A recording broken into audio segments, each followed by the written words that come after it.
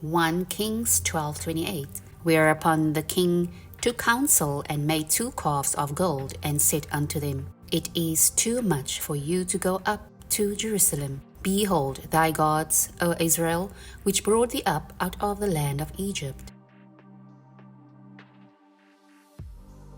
In many esoteric teachings, the horns of the ox or cow represented the crescent of the moon. The crescent horns of the molten calf are also linked to a woman's monthly cycle and harlotry during time of least risk of pregnancy. Isaiah 30:22. Yea, shall defile also the covering of thy graven images of silver, and the ornament of thy molten images of gold. Thou shalt cast them away as a menstruous cloth. Thou shalt say unto it, Get thee hence. And who can forget the Catholic monstrance of strange women? No, that's not Mary sitting on a crescent ox horns, defiling the Ark of the Covenant.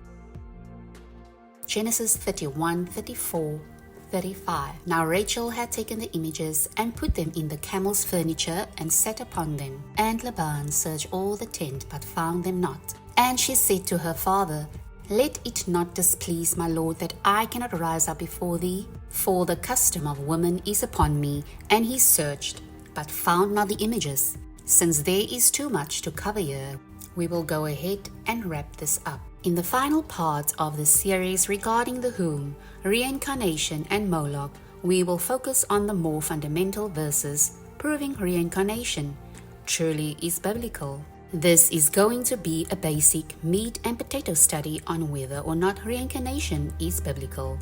Many verses will be provided as witnesses to prove this out. We at Most Holy Place do not rely simply on opinion or what Mr. and Mrs. Scholar has to say about it. We don't care if major church organizations have conflicting doctrinal statements. We don't believe in translation errors or so-called better translations.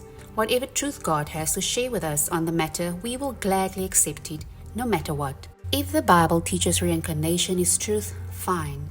If the Bible teaches reincarnation is false, that is fine as well. All we want is the unbiased truth, pure and simple. A quick story. Several years ago on an online forum, there was a post in which folks were discussing some of the topics we here at Most Holy Place often touch on. One of those topics had to do with reincarnation and a certain type of ritual performed by certain types of mystery schools involving a certain symbol. In this particular post, someone had posted a link to a very esoteric comic strip, horning adult-rated content. If you have ever seen a chick tract before, then you may be able to imagine what an anti-tract is. Although anti-tracts are designed to basically mock Christians and the Bible, they sometimes contain uncomfortable truths that Christians really should pay attention to. One particular anti-tract, showcased below, was made by an entity called the Luciferian Liberation Front. It pokes fun at a fish symbol that so many Christians display on their cars, t-shirts, keychains, and so forth. However, what is really interesting about it is that it exposes how some of these mystery schools out there not only believe in reincarnation, they actually perform rituals in which they pass a body through a giant fish symbol in order to be born again. Sometimes these symbols are giant fire tunnels. The ritual is called passing through the fire. Sound familiar? See if you can spot this fire tunnel in the tract. Something fishy, as it is called, is full images that may be offensive to some, so use discretion when viewing.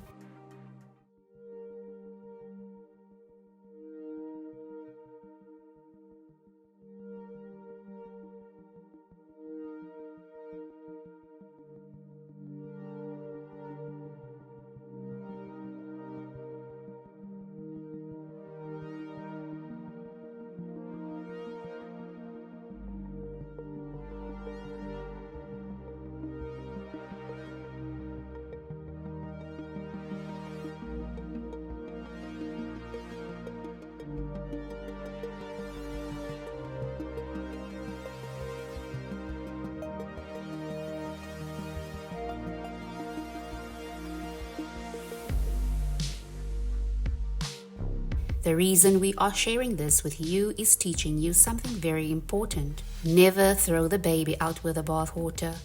In other words, sometimes the opposition can be right. Yes, we are talking about the Luciferians here. If one can keep an open mind when studying the other side, so to speak, then chances are one just might learn a thing or two. Matthew 10:16. Behold, I send you forth as sheep in the midst of wolves. Be ye therefore wise as serpents and harmless as doves. Thus it is in the spirit that we delve into the final part of this chapter.